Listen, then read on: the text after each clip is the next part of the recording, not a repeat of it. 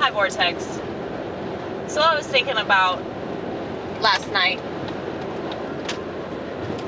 and how much I offended people.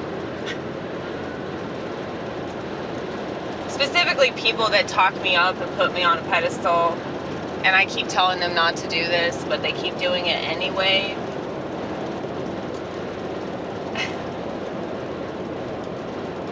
Everything that I say is right. It's absolutely hilarious how I will tell people flat out that they shouldn't regard me in a certain way, and they keep regarding me in that way. And I will tell them flat out, this is what I have. This is what's going on inside my head. This is what my experience is. And they will insist that it's something else that they make up, and they don't know anything about mental illness whatsoever, dude. It's so infuriating. But I realized that if I was not this misunderstood and purposely misinterpreted, I wouldn't have as much of a need to do comedy.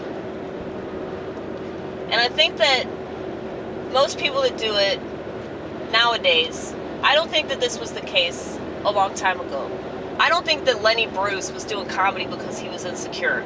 I don't think that George Carlin was doing comedy because he was insecure. I don't think that Bill Hicks was doing comedy because he was insecure. I think that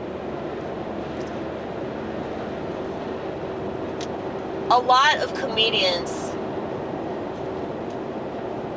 that have a penis do not have a ballsack attached to it. And because of that, they have no choice but to go along with the world because they're emasculated. They behave just like women. And so they get all butthurt when they talk of a comedian. And Ronnit said this. She was like, I think that John takes it personally. See, me and Ronnit have a bigger ball sack between the two of us. And that's why everybody makes fun of us. It's because we don't care. Like, we do comedy for the right reason. Whereas everybody else is doing comedy because they want to fill some sort of void. But me and Ronnit are both God people. You know, she's a Jew, so I know a lot of people think that that doesn't count. But let me tell you something. I would pull a what dreams may come if that bitch is burning in hell, okay? I will go to the depths of hell to rescue her because that's how much I love her. Anyway, I don't believe that either. I think that's a fear-mongering tactic to make people think that their religion is so superior.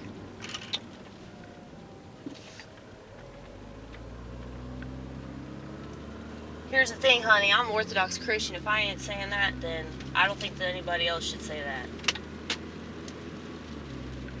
You just sound like a Hindu.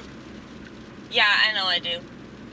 You definitely believe in, the law of oneness and all that shit. Yeah, I mean, there's so much truth in every single religion. I mean, I'm sure, radical Islam, they got good points. You know, they hate women. So, they're right. They're right.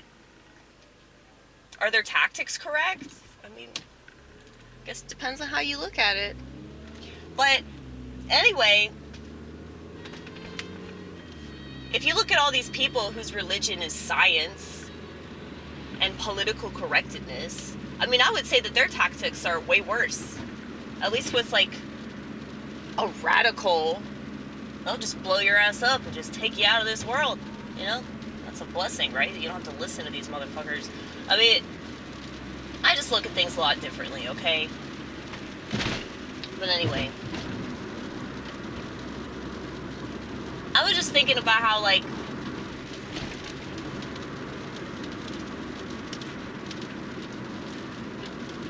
people that have God, they walk with Him and they're confident because they know that they're saved by grace. Okay? Ronnit, you know, she's from Tel Aviv. She doesn't believe that. Like, she don't believe in Jesus, but it's like she still believes in God's grace. And so I feel like you can be a Christian without being a Christian. And what's amusing is that so many people that call themselves Christians don't really act like it. Like, I'm convinced they don't actually know anything that's in the scripture. But being offensive and being transgressive and pushing the edges, that's what real comedy is. And I know that I just sound like I'm coping because, you know, people didn't like my set. Well, of course they don't like the set, because, like, I'm telling them that they're gonna burn in hell for being fucking degenerates. And I'm basically, like, shining a light on all the things that are wrong with this world. And nobody's doing that. They're just going along with the world. They're watching porn. They're on all these drugs. And they're not even the right drugs. I mean, all this weed is spiked. So it's like, these people are just like guinea pigs, you know? So of course they're gonna get super appalled by somebody that gets up there and isn't a guinea pig and says stuff that they're not used to hearing. You know, like, I've masturbated in public. I mean, yeah, when you're a woman, you can do shit like that. It's called crossing your legs. And I really pity the women that haven't figured that shit out yet. That's some kind of female privilege.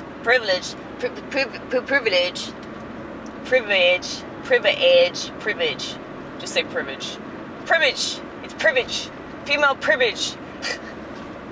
Yeah, they'll never talk about female privilege.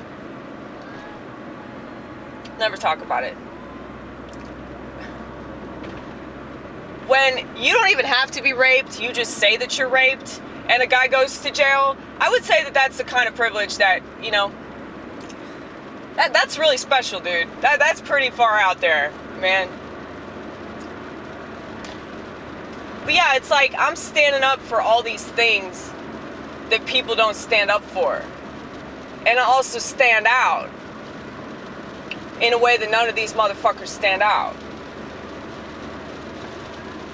You know, I do recall Andy Kaufman saying something along the lines of,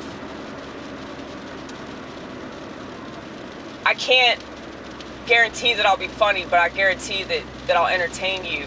And I know that I entertain people. And I think that people that don't stand out and they don't stand up for what they don't believe in, because these people are such nihilists, it's not even funny. Like, it's really not. It's just so depressing. Like, last night, I was seriously just considering, like, never doing comedy again. Mainly because I just feel like I'm the only one doing it. And I've been told that by all these different people, including the people that get mad at me. So,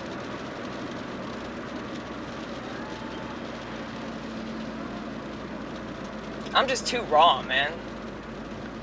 You are a fucking onion. You really are. You make people cry, you make people uncomfortable. It's like you trigger them.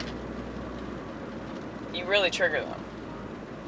Yeah, that's good though. That's good. Yeah, it is good. But if you wanted to be successful, if you wanted like shows at Zanies, it's never gonna fucking happen because they don't know what the fuck's gonna come out of your mouth. I mean, that's kind of the goal that they're aiming towards, you know? They all want a show at Zanies. They want to be successful. They want a Netflix special, you know? Yeah. Yeah, it's just sad. It's sad that they don't have confidence. I think that they need to, like, do some drugs, go onto a mountain and find God, and really, really figure themselves out. And then they might be interesting.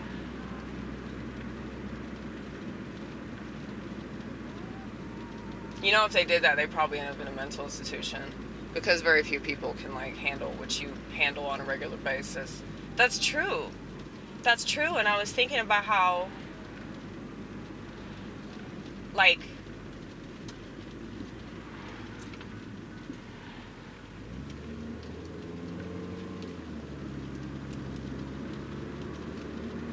schizophrenia is a lot like possession. You know, like, I feel like something takes over me and I go off on these rants. But that's also because, you know, I'm not medicated. I don't believe in that shit. And it absolutely disgusts me that people are so weak that they just, like, take medication. I don't think that you should be allowed to call yourself schizophrenic if you take medication. Because, like, and any, like, real schizophrenic would agree with me. And they'd be like, yeah, fuck that person. Fuck that person. I hope they kill themselves.